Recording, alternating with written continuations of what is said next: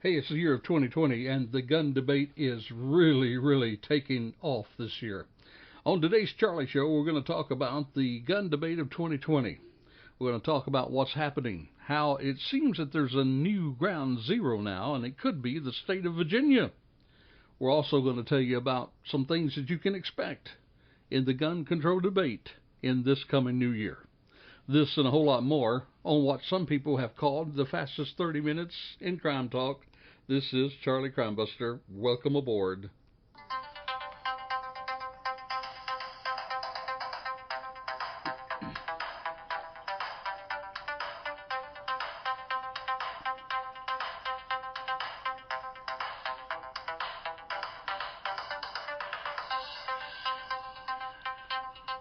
Well, hello and welcome to Charlie Crimebuster. We're glad to have you with us today.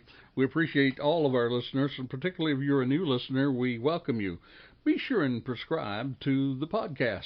Subscribe on, you can do it on a number of social platforms, anywhere from iTunes to about all of them that are out there. We're on a number of platforms, and we would love to have you as a subscriber to our podcast. That way, every week when it comes out, it'll be right there waiting on you. And by the way, take the time, if you would please, to follow us on Facebook, Twitter, and a host of other social platforms. Check out our webpage, charliecrimebuster.com, if you have not done so as well. Well, the gun control debate in 2020. You know, gun control has been debated by several years now, but 2020 could become gun control on steroids. And in today's podcast, we're going to look at gun control and what we can expect this new year. You better buckle your seatbelt because I can assure you gun control will be a huge issue in this new year. Let me show you some people, though. Some people who are finding weapons as something that's almost an equalizer. You see, older people are usually vulnerable to criminal elements, so much that there are now laws in the land that protect our elderly from abuse. In other words, there's even laws where if you assault someone over a certain age, there's a pretty stiff penalty for those kind of actions. Well, something else is happening, and that is guns. Elderly people are finding that guns are there to protect them as well as anyone else. And we get this from CNN. This was Rebby Robertson, and this lady said she just wasn't having it, because at Rebby's house, a man wearing a mask and gloves, well, he was standing in her house after he broke in on a Sunday night recently. When I started to get up, he was in here on me with a gun, facing me right to my face. That's what she told CNN affiliate KSLA. Now, this 74-year-old grandmother from Bowie County, Texas, she had something for this intruder, though. She said, quote, "I reached over there at a nearby table and I grabbed this gun. And when I swerved around, I pointed it at him. And he ran." As the intruder hightailed it out of her house, well, Robertson, 74 years of age and all, she gave chase, firing her .38 caliber revolver at the fleeing man. "I tried to kill him," she said. "Anybody break in on me, I'm going to kill him. He's going to kill me, or I'm going to kill him." Now, authorities, they really don't know if Robertson hit the man, but they're searching for him. And Robertson, well, she won't be in trouble with the law.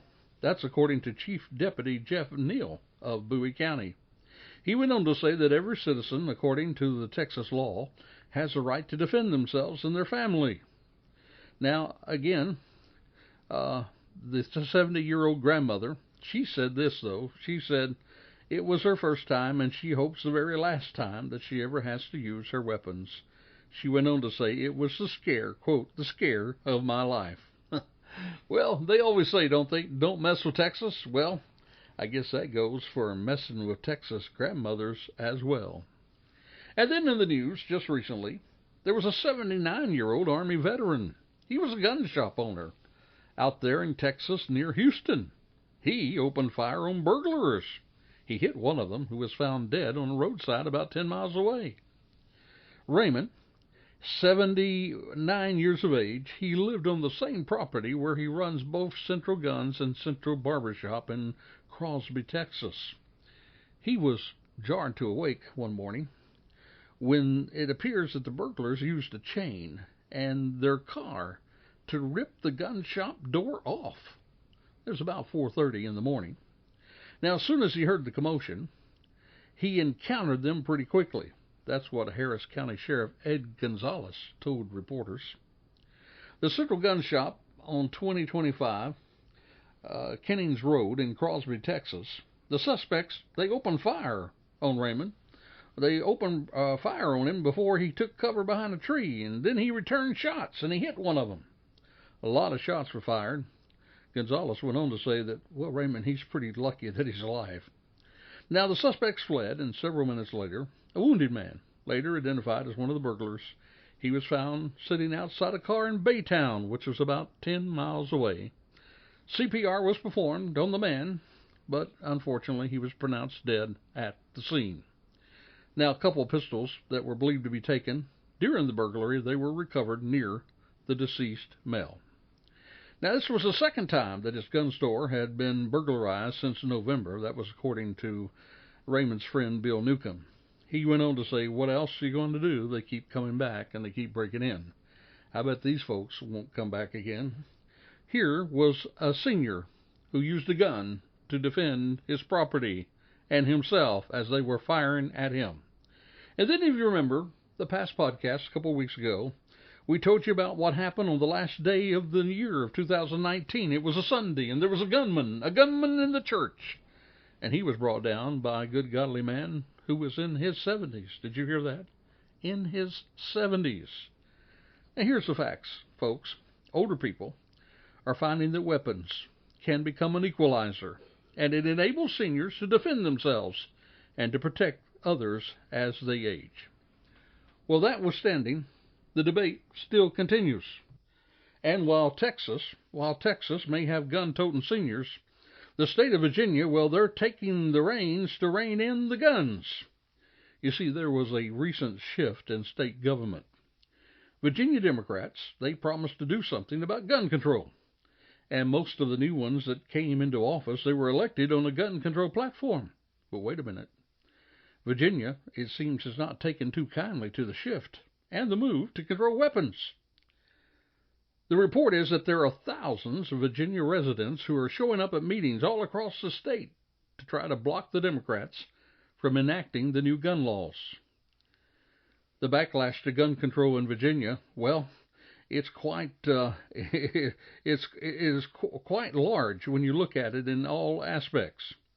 You see, when the Democrats won the control of the Virginia state government for the first time, actually first time in 26 years, they did that back in November 2019, they pledged to pass a series of standard gun control laws, things like universal background checks, bans on military-style assault weapons, and high-capacity ammunition magazines.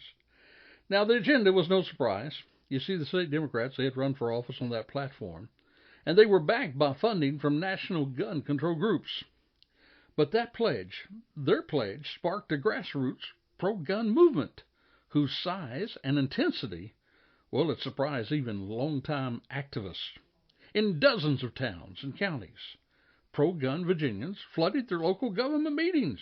They opposed the new bills, and they demanded that their lawmakers pass, quote, Second Amendment sanctuary resolutions.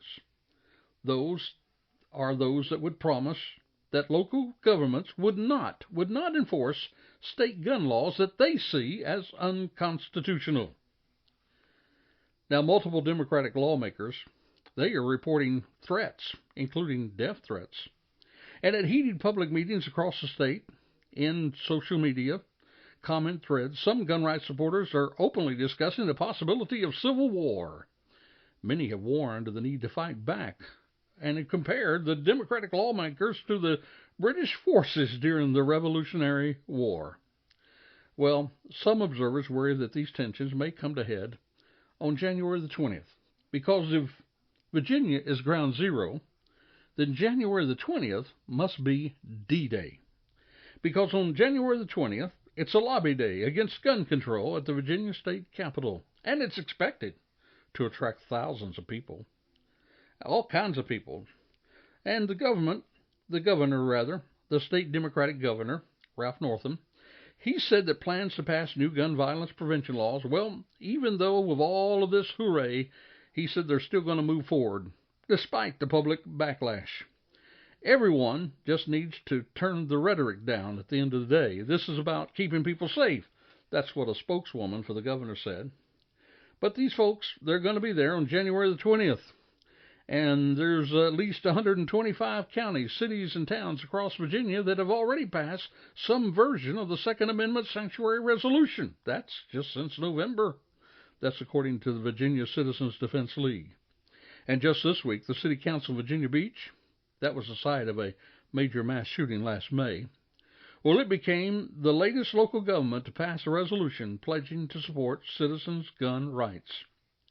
Cam Edwards, a Virginia resident and a former NRA TV host, he says, quote, "I've never seen anything like this in Second Amendment movement." He said the closest political analogy would be the Tea Party. But he said this movement is centered around a single issue, that of being gun control.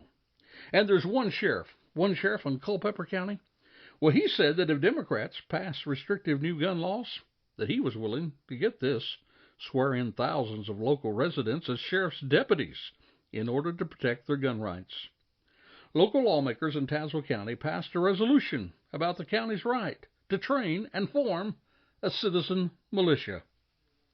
Now in Roanoke, when city councils there refused to approve a sanctuary resolution, well, some of the audience, they used the word treason to announce those lawmakers. That's what WDBJ7 News reported. And in early December, a Democratic congressman from Virginia, he publicly speculated that the governor, well, he might have to call in the National Guard to enforce new laws. That's if local law enforcement officials would not. However, a spokesman for the governor said there was in fact no plan to call in the National Guard. But the lawmaker's suggestion, widely reported in media outlets, well, it gave additional fuel to people saying that there may be a civil war coming. But it's interesting to see what's going to take place on January the 20th, when they have lobby day over there. Now, we're going to be talking today about some things to expect when it comes to gun control in 2020. And one of the first things that you can expect is this. Gun control will attempt, I'm predicting, to find more gun-free zones, as already seen in the Virginia grab. You see, the Virginia lawmakers, right out of the gate, they passed a law making the state capital a gun-free zone already. So they've already begun that, and we can expect more. Now, there is a young lady by the name of Nikki Koser, and she would certainly refuse to believe that this is good for our country. She would oppose that by all means, because her husband was shot and killed by her stalker at a restaurant. And she said that gun control laws prevented her from defending herself and her husband. She said that to Fox News. You see, this happened in a restaurant. There was a gun-free zone. I obeyed that law, but of course the man who was stalking me, he did not have even a permit to carry. He brought the gun in illegally, and he shot my husband 7 times. She goes on to say, I will probably wonder for the rest of my life if I could have prevented that. Of course, I will never know, because I was denied a chance. I was stalked, defenseless. That's what she told Fox and Friends. In April of 2009, Nikki's husband, Ben Koser, he was fatally shot in the middle of a busy restaurant by a man, she said, that had been stalking her. And now she is the executive director of a crime research and prevention center. She had a permit to carry a handgun, but at that time, Tennessee state law prevented her from carrying the gun inside the bar restaurant where she and her husband ran a business. So expect gun control to attempt to get more gun-free zones that will assure, well, that only the lawbreakers will be able to carry weapons there, leaving good people defenseless. It appears to be difficult for some people to believe that it's not guns that kill people, but it's people that have guns that kill people.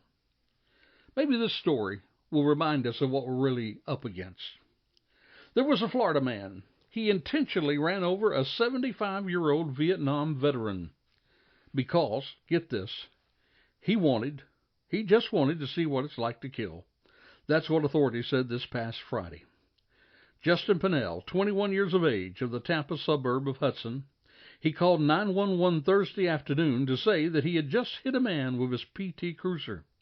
He told Pasco County Sheriff's investigators he intentionally hit the man, and he didn't stop until his vehicle stopped working, less than a mile away. That's what WTVT-TV reported. Pennell said he saw the unnamed victim, a grandfather and a veteran of the Vietnam War, walking along a roadway with a walking stick, and then Pennell made a U-turn before accelerating and running into him. He confessed that to deputies at the scene. That's what authorities said. Quote, while he was driving at his victim, he could see the look of fright on the victim's face. That's what Pasco County Chris Nocco said during a Friday news conference. He said this, quote, this man is absolutely evil. There are some cases, the sheriff went on to say, that make us realize that there is pure evil in this world. Nocco added, because of the pure evil that happened yesterday, there's now a 75-year-old man who's a father, a grandfather, a Vietnam War veteran, and he was killed. And he said the act wasn't random, but the victim was. Pennell now faces a first-degree murder charge. He admitted to having thoughts of killing someone for several months, and he left home with the intention of looking for someone walking or biking on the road to kill. That was according to the news outlet. Now, investigators, they don't believe that Pennell was under the influence of drugs or alcohol at the time of the incident, and he had no prior arrest. He's now being held without bond in the Pasco County Jail. Let me ask you a question. Do you think that a gun-free zone would keep someone like Pennell from getting a weapon and using it if he wanted to? Well, the answer is no. The people you are impacting, the people that are being impacted by gun-free zones, are the people who have the right to defend themselves. Gun-free zones are, for the most part, free gun use for the criminal.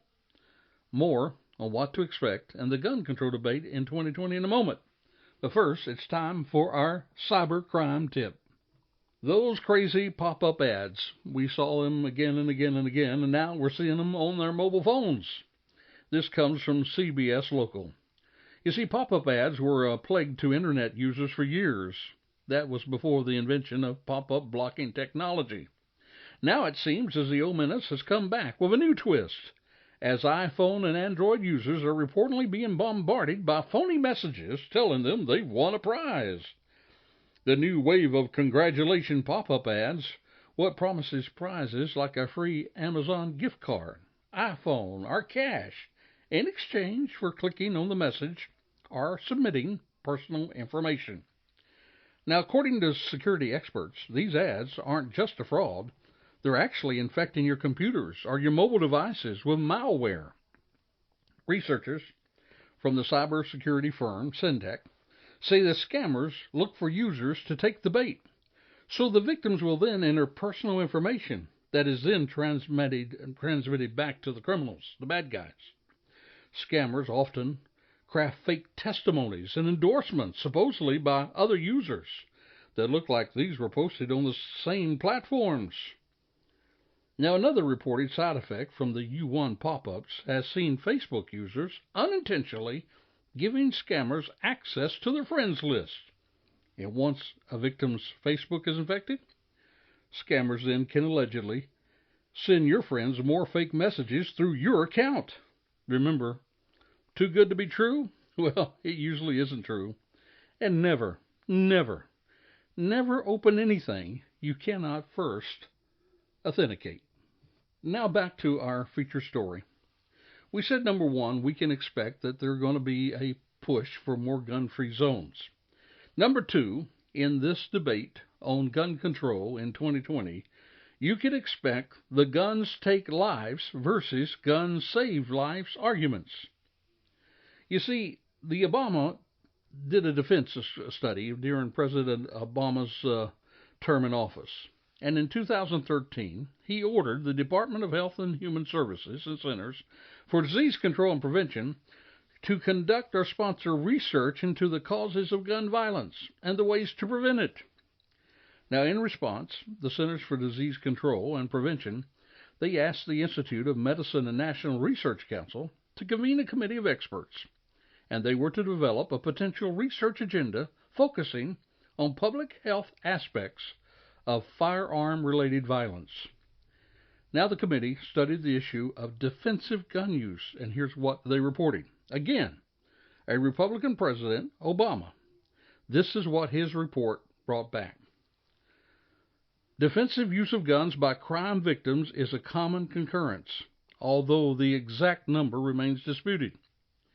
Almost all national survey estimates indicate, now get this, that defensive gun uses by victims are at least as common as offensive uses by criminals, with estimates of annual uses ranging from about 500,000 to more than 3 million.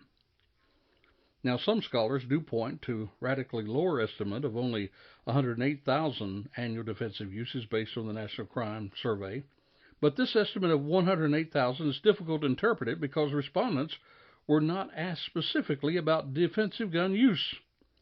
But those studies that actually assess the effect of actual defensive uses of guns, incidents in which guns were used by the crime victim in the sense of attacking or threatening an offender, well, they found this, quote, consistently lower injury rates among gun-using crime victims compared with victims who used other self-protective strategies. And in a survey, the same type of survey, the same group, of male felons in 11 state prisons across the U.S., they found that 34% of these felons had been scared off, shot at, wounded, or captured by an armed victim. 40% had decided not to commit a crime because they knew or believed that the victim was carrying a gun. 69% personally knew other criminals who had been scared off, shot at, wounded, or captured by an armed victim. So, if you are going to lobby at Lobby Day in Virginia on the 20th, you can wear the sticker they're talking about, and that sticker simply says, "Guns save lives." Well, you can wear that sticker with pride, knowing that it's true. Something else to look forward in the coming year's debate, but first, it's now time for our Crazy Crook story. And this one is a doozy. It seems a would-be robber had managed to shoot himself with a gun he had hidden inside his trousers, during what is believed to be an ill-fated attempt to rob a bus. Now, this robbery attempt took place on a city bus, and footage captured by way of the bus CCTV camera, dated this past December the 27th, well, it's been widely shared on social media, and it's kind of impossible to watch without kind of wincing. You see the black and white footage where it shows two unnamed young men heading toward the back of the bus. One of the men take a seat while the other remains standing. The standing man can then be seen lifting his shirt to reveal a gun, tucked precariously in the waistband of his trousers. As the man begins to ease the firearm from the front of his jeans, he appears to struggle a bit as it becomes stuck. Suddenly, the accidentally fired weapon took place, causing the footage to blur with the impact.